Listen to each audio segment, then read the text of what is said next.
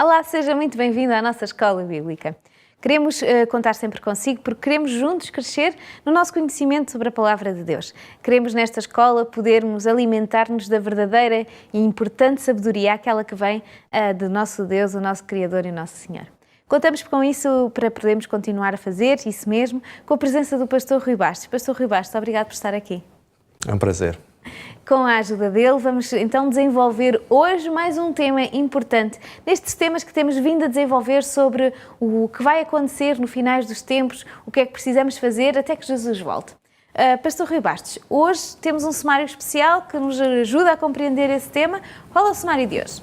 Hoje vamos ver uma outra história que Jesus contou para nos ajudar a entender como é que devem se preparar aqueles que esperam a sua vinda ou o seu regresso. E queremos fazê-lo, claro que sim, acompanhados pela Bíblia. Por isso, vamos abrir as nossas Bíblias, vamos fazê-lo no livro de Mateus, no capítulo 25. Vamos então, eu convido a si, se tem a sua Bíblia, convido a abrir a sua Bíblia em casa, porque as Bíblias que usamos aqui são as Bíblias que qualquer um de nós podemos ter, a Bíblia é só uma, por isso convidamos-o que possa assistir e abrir a sua Bíblia na sua casa, no livro de Mateus, no capítulo 25. Mas se não tem uma Bíblia, nós temos o nosso quadro, onde encontramos os nossos versículos que nos ajudam a poder ler e a poder partilhar este versículo. Então, Mateus 25, 21 diz: Disse-lhe o seu Senhor: muito bem, servo bom e fiel, sobre o pouco foste fiel, sobre o muito te colocarei. Entra no gozo do teu Senhor. Este é um texto que, quando nós lemos, nos diz que há aqui um homem, não é? Que tem alguma coisa e que coloca nas mãos de um servo essas coisas que ele tem e que ele foi fiel. Então, esta história pode ajudar-nos a compreender aquilo que estamos a fazer nesta terra. Como é que nos pode ajudar a compreender? Muito bem. A história, recapitulando, é genericamente o seguinte. Como dizias há pouquinho, Rita, havia um homem que tinha uma quantidade considerável de dinheiro disponível e, ao viajar, ele, antes de partir, deixa algum deste dinheiro nas mãos de cada um dos seus 3 servos de confiança. Com um deixa o equivalente a 5 talentos, com outro deixa 2 e com o último deixa-lhe 1 talento apenas. E quando nós pensamos num talento, eu recordo-me quando era criança, quando ouvi esta história, eu pensava que um talento era uma moedinha pequenina. Pois, muito bem. Só que uma moeda dessa, na verdade, um talento, nos tempos bíblicos havia 2 aplicações para o termo talento. Podia ser uma unidade de peso, não é? Que equivalia normalmente a cerca de 34 quilos.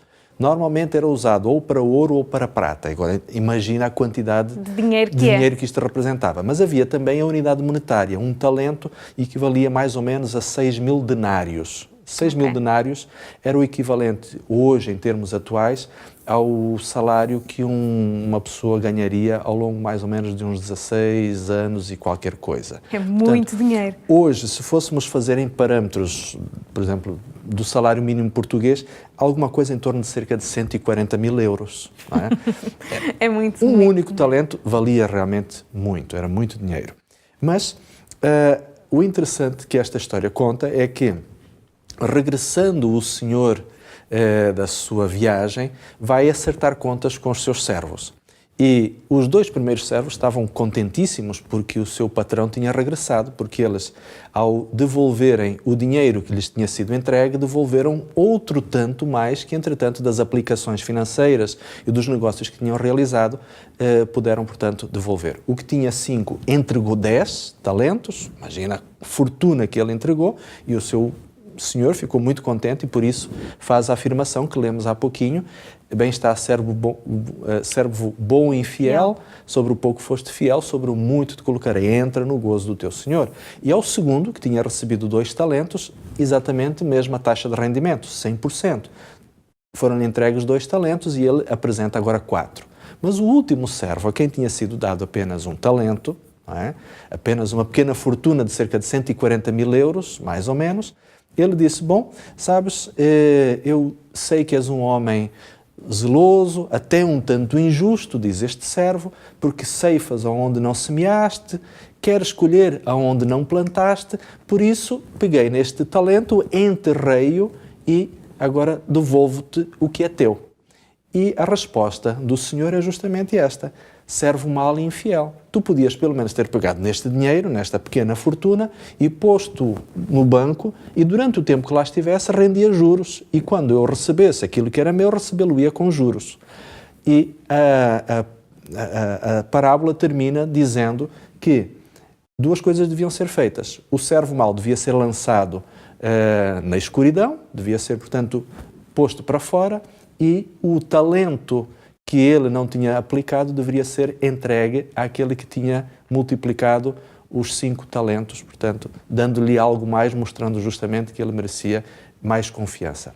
Bem, o que esta parábola ensina, visto que ela está no mesmo contexto de Apocalipse, de Mateus 24 e de Mateus 25, é que nós não só devemos ter uma atitude de expectativa e de preparação espiritual em relação à vinda de Jesus, como vimos no outro estudo, que a melhor maneira de nós nos prepararmos é sermos previdentes, sermos estudiosos da Bíblia, termos uma experiência devocional que nos prepare emocional e espiritualmente para a vinda de Jesus, mas isto não deve ser apenas uma atitude de contemplação, uma atitude de passividade. Exato. O que Jesus está a ensinar com esta parábola é que cada cristão deve também pôr ao serviço de Deus os talentos e as habilidades naturais com as quais ele foi dotado. Não só as naturais, como aquelas que são adquiridas ao longo da vida. Exato, porque nós às vezes não sabemos fazer uma coisa, aprendemos, colocamos em prática e aquilo rende frutos, não é? Porque Exatamente. nós passamos a fazê-lo melhor.